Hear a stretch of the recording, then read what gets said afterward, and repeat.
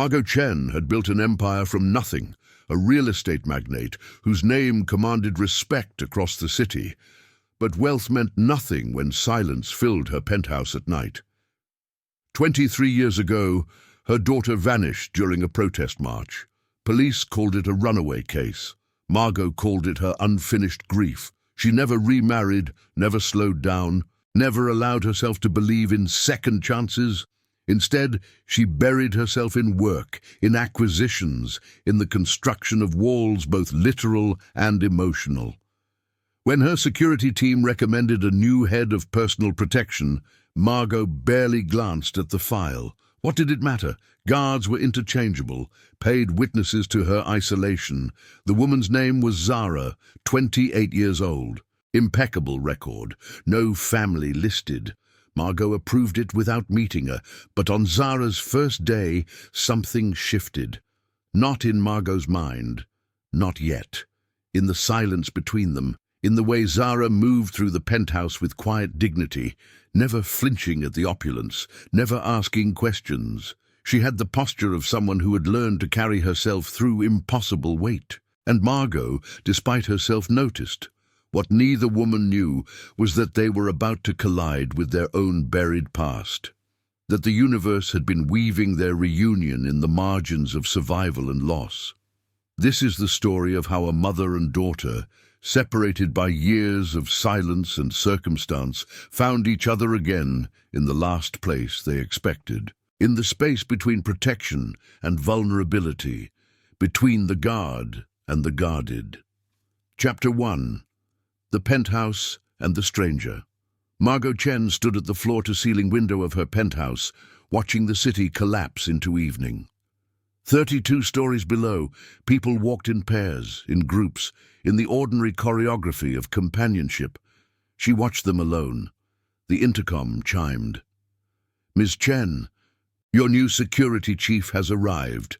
Margot didn't turn. "Send her up." The elevator doors whispered open behind her. Margot heard the soft step, measured, professional, the gait of someone trained to move without announcing themselves. She felt the presence before she acknowledged it, the way you sense weather before it touches your skin. Ms. Chen. The voice was lower than Margot expected, calm, with an accent she couldn't place. "I'm Zara. I'll be handling your personal security as of today." Only then did Margot turn. The woman before her was tall, dark-skinned, with close-cropped hair and eyes that seemed to hold entire conversations they would never speak aloud. She wore the uniform well, black tactical jacket, hands at rest, the bearing of someone who had learned not to take up space, even while filling it. "You're young," Margot said, not a compliment or criticism. An observation. "Experience isn't always about age," Zara replied, and something in the steadiness of her gaze made Margot pause. This woman had survived something. You could see it in the way she breathed, the way she positioned herself, never cornered, always aware, always ready. "Fair enough." Margot turned back to the window. "You'll have an apartment on the ground floor. You work nights, primarily. I don't sleep much. When I move through the city, you move with me. When I'm here, you're in the lobby. Questions?" "No." "Good." Margot kept her eyes on the city below. "I don't like conversation. I don't like familiarity. You're hired to be invisible, not to be my friend. Understand?" "Yes." A pause. "Ms. Chen, I understand completely." There was something in the way she said it, not defensive, not distant, but like someone who had already accepted loneliness as the price of survival. It made Margot's chest tighten in a way she hadn't allowed in years. That night, alone in her bedroom, Margot stood before her mirror and barely recognized herself. When had her face become so etched with absence? When had her eyes learned to look through people instead of at them? She touched her reflection, her fingers finding the familiar lines of grief, and wondered if this new guard, this Zara, could see through her professional walls to the hollow woman beneath. She would never know how close that question was to the truth. Chapter 2. The Guard's Silence. Zara had grown up in the margins. Her childhood was a series of temporary addresses, shelters, safe houses, the couches of distant relatives who tolerated her out of obligation. Her mother, she had been told, was a woman who loved her but couldn't keep her. That was the story they gave her. That was what she'd learned to believe. By 14, she was on the streets. By 16, she'd learned to fight. By 18, she had her first security job, protecting nightclub owners from their own poor decisions. By 25, she had credentials, certifications, a reputation as someone who could be trusted to keep her mouth shut and her hands steady. But nothing had prepared her for Margot Chen. On her first night in the penthouse, Zara walked through the corridors like a ghost. Every room was perfectly maintained, perfectly cold. In the study, photographs lined a single shelf. Margot at galas, Margot at ribbon-cutting ceremonies, Margot receiving awards, but no photographs of family, no photographs of joy that wasn't professional. It was the home of someone who had built a monument to themselves and lived inside it alone. Around midnight, Zara found Margot in the kitchen, making tea with the precision of someone who had learned to find comfort in ritual rather than human connection. Margot glanced up, unsurprised to find her there. "Can't sleep?" Margot asked. "Light sleeper," Zara answered. "So am I." Margot poured hot water over loose leaves. Oolong, Zara could smell it. "There's a lot to remember when you're trying not to forget." It was an odd thing to say to a stranger. Zara understood it anyway. "Do you have family, Zara?" The question came casual, but Zara heard the weight underneath it.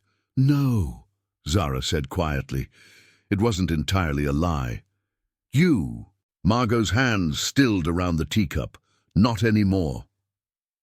They stood in silence, two women separated by everything, money, history, social position, united in the only thing that truly mattered, the art of surviving alone. And in that silence, something dangerous began. Recognition. Not of each other's faces, but of each other's wounds. Margot didn't know why she'd asked. Zara didn't know why she'd answered honestly. But as Zara turned to leave the kitchen, Margot watched her go, and for the first time in 23 years, she felt the smallest fracture in the wall around her heart. Chapter 3. The First Crack. 3 weeks into working for Margot, Zara had fallen into the rhythm of the penthouse.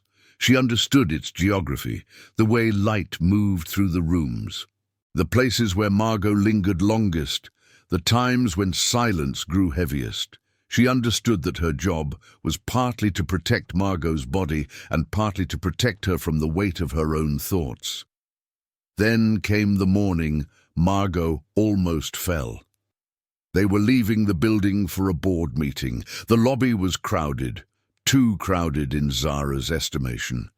She was watching the exits, the security cameras, the movements of people that didn't belong. That's when she saw Margot's foot catch on the marble step, a stumble, almost invisible, the kind that could happen to anyone. But Zara saw it. Zara was there before Margot's body could register the fall. Her arm was around Margot's waist, steady and sure, and for one moment Margot leaned into her, allowed herself to be held. "I'm fine," Margot said, but her voice was trembling. "Just clumsy." "You're not clumsy," Zara replied, and she was still holding her, close enough that Margot could feel the steady beating of her heart. "You just lost your footing for a second. It happens to everyone." Margot pulled away, embarrassed by the intimacy, by being seen in that moment of vulnerability. But as she straightened her jacket, she noticed something. The way Zara's hand lingered, the way her eyes checked Margot's face for real injury, the way her whole body had moved instinctively to catch her, to save her. It was the kind of reflexive care that only came from someone who had learned to protect others, because they themselves had never been protected. In the car, Margot sat in the back seat while Zara drove. Outside, the city moved past them in its ordinary way, people rushing, living, existing in the normal rhythm of days. Margot watched Zara's hands on the steering wheel, steady and capable, and felt something shift inside her chest. "Zara," she said quietly, "thank you for before." "It's my job," Zara said. But her voice held something more than duty. "No," Margot said. "It wasn't. You could have let me fall. You could have been professional about catching me. But you held on, like you cared whether I was hurt." Zara's hands tightened on the wheel. "I do care." The words hung between them, dangerous and true, and Margot realized she didn't know how to respond to genuine kindness. She'd gone so long without it that its presence felt foreign, almost threatening. "Comment where you're watching from. I want to see how far these stories of hope and redemption can travel." Chapter 4. The Familiar Stranger. By week 6, Margot found herself looking for reasons to spend time near Zara. She would call her to the study with trivial security questions. She would extend their evening walks through the city, always with the pretense of needing protection, never admitting that what she really needed was the sound of Zara's breathing beside her, the knowledge that someone was paying attention. One evening, as they walked through the park near the penthouse, a young street musician was playing violin near the pond. Margot stopped, drawn by the sound, something mournful, something that spoke to the part of her that remembered how to feel. She realized she was crying only when Zara placed a gentle hand on her back. "Are you all right?" Zara asked, and the question was so tender, so full of actual concern, that Margot couldn't answer. "My daughter," Margot finally whispered. She used to play, not violin, cello, but the same sadness in it, the same way of pulling truth out of wooden strings. What happened to her? Zara's voice was barely a breath. "I don't know," Margot said, and the admission was almost a prayer. "She was at a protest. I told her not to go. We had words. She said I didn't understand what she was fighting for, that I'd forgotten where I came from, that money had made me blind to suffering. She was right, and then she was gone. They said she ran away. The police didn't look. No one looked." Zara was very still. "How long ago?" 23 years. She would be 31 now, a woman, someone with a whole life I'll never know." Margot turned away from the music, unable to bear it anymore. "Sometimes I think the universe was punishing me for everything I've become, for choosing money over conscience, for choosing safety over my own child." That night, Zara didn't return to her apartment on the ground floor. Instead, she sat in the lobby of the penthouse, with Margot's confession echoing in her mind, and felt the ground beneath her tilt and shift. She had been 17 when she was separated from her mother at that protest. 17 when the chaos and the running and the years of survival had gradually erased Margot's face from her memory, or so she had believed. But now, hearing her voice, hearing the exact cadence of guilt and grief, Zara felt something click into place in her chest. She went to the penthouse's security records and pulled up Margot's file, birth certificate, legal documents, and there, in a faded photograph from 25 years ago, a young Margot holding a newborn, a black woman with pride in her eyes and a tenderness in her arms that the current version of Margot had learned to hide. Zara's hands shook as she held the screen. The baby in the photograph had her father's nose. She had Margot's eyes, those same eyes that had looked at her with such unexpected care over these past weeks. She had been protecting her mother. All along, without knowing it, she had been protecting her. Chapter 5. The Weight of Knowing. The days that followed were agony. Zara carried the weight of knowledge that wasn't hers to carry, that would shatter Margot's world in ways she couldn't predict or control. She began to see everything differently. The way Margot's hands trembled when she looked at photographs of young women on the street, the way she donated anonymously to organizations helping runaway youth, the way she had built her entire life around the absence of the one person who could have filled it.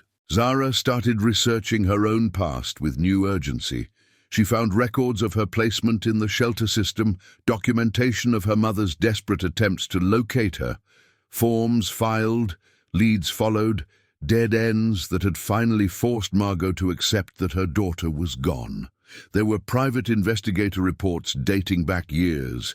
Margot had never stopped looking. She had just stopped believing. One afternoon, Margot called Zara into her study. Zara's heart seized. Had she been discovered? Had someone told her? But when she entered, Margot was simply sitting at her desk, looking at a photograph. "Come here," Margot said softly. Zara approached. The photograph was old, creased at the corners. It showed a young black woman with close-cropped hair and a defiant smile, holding a sign at a protest. She was wearing the same expression of quiet determination that Zara had seen in her own mirror. "This is my daughter," Margot said, her voice breaking. "Her name was Zara. The police told me to move on. They said she probably didn't want to be found. But I kept this photograph, and sometimes I look at it and I ask her for forgiveness, for not protecting her better, for letting her go into that crowd thinking I didn't support her fight." The room tilted. Everything stopped. The name, the date on the photograph. The way Margot was holding it, not like a memory but like a prayer. Zara couldn't breathe. "I'm sorry," Margot continued, not looking up. "I know this is unprofessional. I shouldn't burden you with this. But these past weeks, watching you, being near you, it's reminded me that I still have time, that maybe I don't have to carry this alone forever." Zara opened her mouth, closed it. The truth was there, sitting between them, waiting to be spoken, but she was afraid that the real Zara wouldn't be enough, afraid that her mother had idealized this ghost daughter and the living version would only be a disappointment. "Miss Chen," Zara whispered, "what if she came back?" Margot finally looked at her, and in her eyes was something raw and wounded and hopeful. "Then I would ask her to forgive me," Margot said, "and I would spend the rest of my life making sure she knew she was safe, that she was wanted, that I was sorry for every moment she spent thinking no one was looking for her." Chapter 6. The Moment of Truth. That evening, Zara requested time off. She told Margot she needed to attend to a personal matter. Margot granted it without questions, but Zara could see the concern in her eyes, the fear that she was losing something without understanding why. Zara went to the shelter where she had spent her first nights after the protest. The building was different now, renovated and professionalized, but the smell was the same, institutional and kind, a place where broken people tried to hold each other together. She asked to speak with the director, an older woman named Rose, who had been there for nearly 3 decades. "I need to know," Zara said, "if there's any record of a woman named Margot Chen looking for her daughter, a girl named Zara, brought in after a protest in 2002. Rose's face shifted. She went to her files, actual paper files, carefully maintained, and pulled out a folder yellowed with age. "Yes," she said quietly, "this woman came here so many times. She would describe her daughter, ask if we'd seen her. She never gave up." "Never." Rose looked at Zara carefully. "Why are you asking?" "Because I'm that daughter," Zara said, and saying it aloud made it real in a way it hadn't been before. "And I've been protecting her this whole time, without knowing who she was." Rose's eyes filled with tears. "Oh, child, do you understand what this will mean to her?" "That's what terrifies me," Zara admitted. "I've spent so long being strong, being protected, being the one who keeps people safe. I don't know how to be her daughter. I don't know if I'm enough for the person she's been hoping for all these years." You're enough, Rose said firmly. You've always been enough. Your mother just needed to know you survived. That night, Zara made a decision. She would tell her. Not with explanations or documentation, not with the weight of 23 years of separation. She would simply tell the truth and let her mother decide what to do with it. She returned to the penthouse and found Margot in the study, looking at the photograph again. I need to tell you something, Zara said, and her voice was steady because it had learned to be, because survival had taught her that fear could be spoken through. Margot looked up. Yes? The girl in that photograph, Zara said slowly. The one you've been searching for. The one named Zara. Yes? Margot set the photograph down carefully, as if it might shatter. I'm her, Zara whispered. I'm your daughter. I've been your daughter this whole time. The silence that followed was the deepest silence Zara had ever heard. It was the sound of a world rearranging itself. It was the sound of a prayer being answered in a way that changes everything. Margot's hand flew to her mouth. Her eyes widened, searching Zara's face, not for proof but for recognition.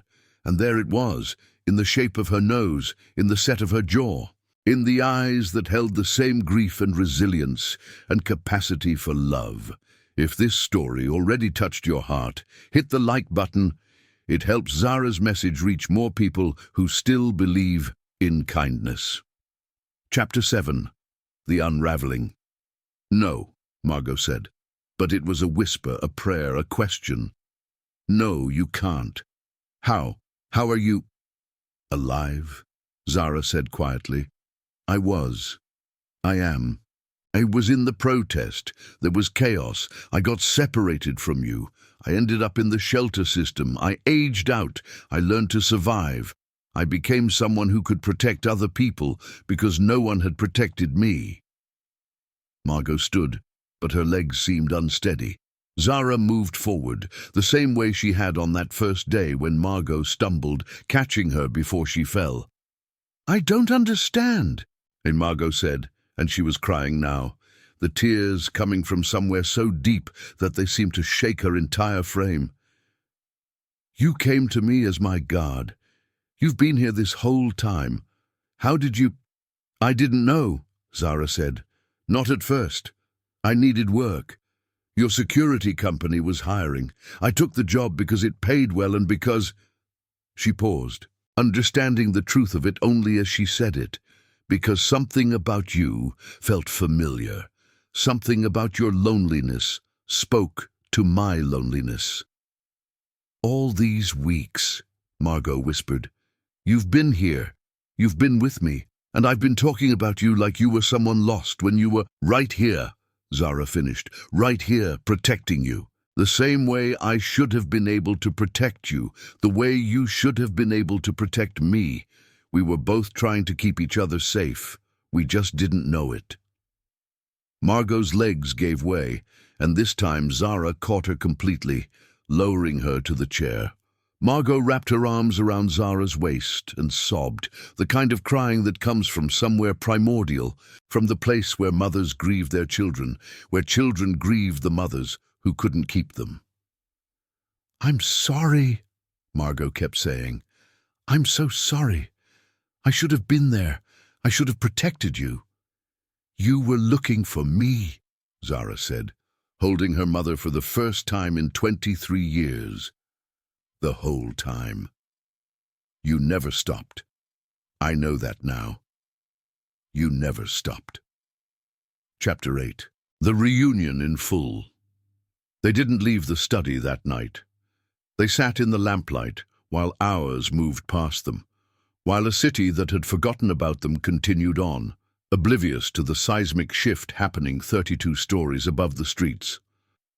Margot showed Zara every private investigator report, every newspaper article, every photograph she'd kept. She told her about the guilt, the search, the way she'd built her empire as a kind of penance. donating money to organizations trying to find missing children, knowing all along that no amount of money could bring back the one person who mattered most. Zara told her about the shelter, about the years of survival, about the first time she'd learned to fight, why she'd chosen security work, how she'd taught herself to be strong because the world had not been gentle. She talked about the moments she'd felt like a ghost, like someone who didn't quite belong anywhere, not fully understood by anyone. "I'm understood now," Zara said, and she reached across and took her mother's hand. "I understand now that I was looking for you too, in 1,000 small ways. Every job I took where I protected someone else, I was protecting you. Every time I positioned myself between someone and danger, I was still trying to be the daughter who could keep you safe." "You were always safe in my heart," Margot said. "Even when I didn't know where you were, I kept you safe there." Toward dawn, they moved to Margot's bedroom. They sat on the edge of the bed the way mothers and daughters do, close but not quite touching, working up the courage for more intimacy. Margot reached out slowly and touched Zara's face, tracing the line of her cheekbone, and Zara let her mother see her, really see her for the first time. "You have his nose," Margot whispered. "Your father, he was a good man. He would have protected you fiercely. I think he would have been proud of how strong you've become." "Tell me about him," Zara asked, and so Margot did. She told her about love and loss, about the man who had died when Zara was still an infant, about how his absence had shaped the architecture of their family before Zara was even born. As the sun rose over the city, mother and daughter sat together in the growing light, reconstructing a life that had been shattered into pieces, understanding that the breaking itself had been part of the journey, that the survival had been part of the love. Chapter 9. The Quiet. After 6 months later, Margot stood in her penthouse, not alone anymore. Zara had moved her things from the ground-floor apartment into the guest room adjacent to Margot's own. The guard had become a daughter again, or perhaps for the first time, now that they both had the language and the time to say it properly. They had begun the slow work of integration. Zara had resigned from her security position, though she had actually never stopped protecting Margot. Just in different ways now. She helped her mother sort through the photographs, the reports, the accumulated weight of 2 decades of grief. Together, they created a small memorial room where they displayed pictures of Zara as a child, of Margot as a young woman, of the family they had been and were becoming again. Margot had begun making real donations to the organizations she'd been funding anonymously, not as penance anymore, but as purpose. She wanted to help other families reunite, other children find their way home, other mothers stop searching and start healing. And Zara, who had learned to survive in silence, began to speak. She started working with the shelter system, training other young people in security and self-defense, teaching them that strength and vulnerability could coexist, that protecting yourself and allowing yourself to be loved were not contradictions. On a quiet evening, as they sat together on the balcony overlooking the city, Margot reached over and took Zara's hand. "Do you remember," Margot asked softly, "when you first came to work for me?" "Every day," Zara said. "I remember thinking, this woman has everything, but she's the loneliest person I've ever met. And now I think this woman has everything because she never stopped believing in the power of love, even when love seemed impossible, even when it seemed gone forever." Margot squeezed her daughter's hand. "I found you in the only place I should have been looking, inside my own home, keeping watch over me, protecting me, loving me the whole time." The city lights began to twinkle as dusk settled in, and mother and daughter sat together in the space they had created, where 2 people who had learned to survive alone had learned something far more powerful, that the deepest act of protection is allowing someone to love you back. That the greatest reunion is not in finding each other, but in finally being seen by someone who knows the full geography of your pain and loves you anyway. And in that quiet moment, as the world moved on below them, Zara and Margot understood what it meant to truly come home, not to a place, but to a person, not to safety, but to belonging. Subscribe for more stories of compassion, courage, and second chances. Thank you for watching. Black wealthy widow discovered her guard was her lost daughter. They reunited and cried.